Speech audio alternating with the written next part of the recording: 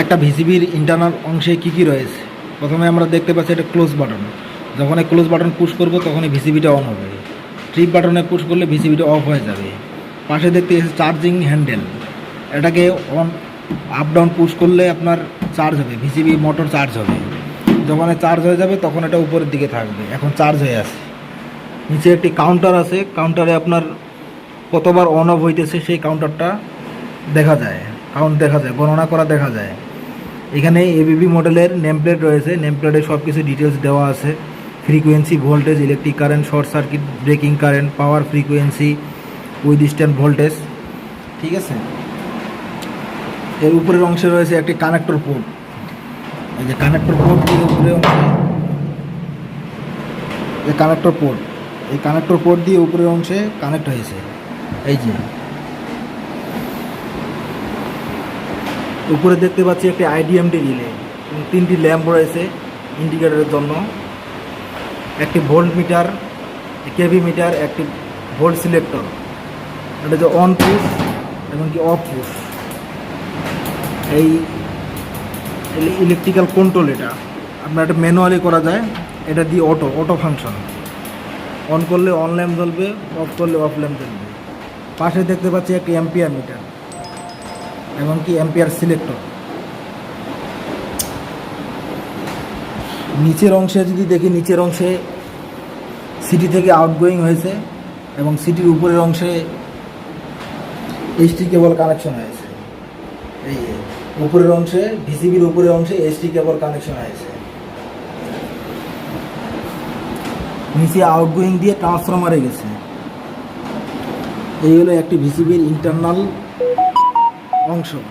অংশ যা রয়েছে। এবার আমরা দেখব ভিসিবির কন্ট্রোলিং ওয়ারিং কানেকশন কিভাবে করা হয়েছে। আমরা দেখতে পাচ্ছি ভিসিবি কন্ট্রোলিং ওয়ারিং এখানে করা হয়েছে। প্রথমে আপনার এই 3টা লাইন পিটি থেকে আসছে, পিটি থেকে 3টা ফেজ নেওয়া হয়েছে, 3টা ফেজ উপর দিয়ে আউট হয়ে কানেক্টরে গেছে। এই কানেক্টরে কি দেওয়া রয়েছে, এই টিপি এমসিবি থেকে আপনার এই আরটি ফিউজে কানেক্ট হয়েছে, আরটি ফিউজ থেকে আউট হয়ে আপনার কানেক্টরে গেছে। এটা হলো একটা হিটার কন্ট্রোলের জন্য এবং এটা হিটার থার্মোস্ট্যাট। এখানে কি কানেক্ট হয়েছে, এখানে আপনার ভিসিবির ভিতর ইন্টারনাল ফাংশন থেকে on coil, of lamp, on lamp, trip lamp এইসব কানেক্ট হয়েছে।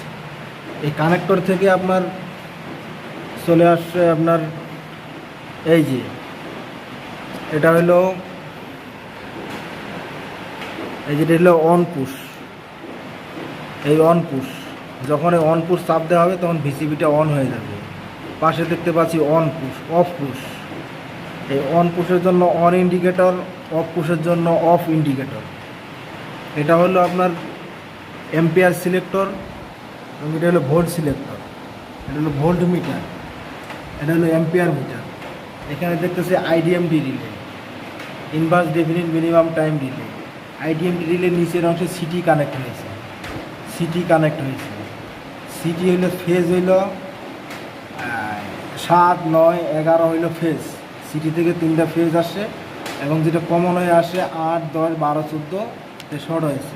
15 নম্বরে একটা এখান থেকে নিয়ে যায় 8 থেকে কানেকশন করতে হবে। উপরের অংশ হইলো 5 এবং 6 হইলো পাওয়ার ভোল্টেজ দেওয়া হয়েছে 110 ভোল্টেজ এবং 5, 2, 4, 5 কমন করা হয়েছে এবং 1 আর 3 নম্বর এটা কমন হয়ে ভিসিবির অফ কয়েলে গেছে। তাহলে মোটামুটি একটি ভিসিবির ওয়ারিং কানেকশন কীভাবে করতে হয় আমরা বুঝতে পেরেছি।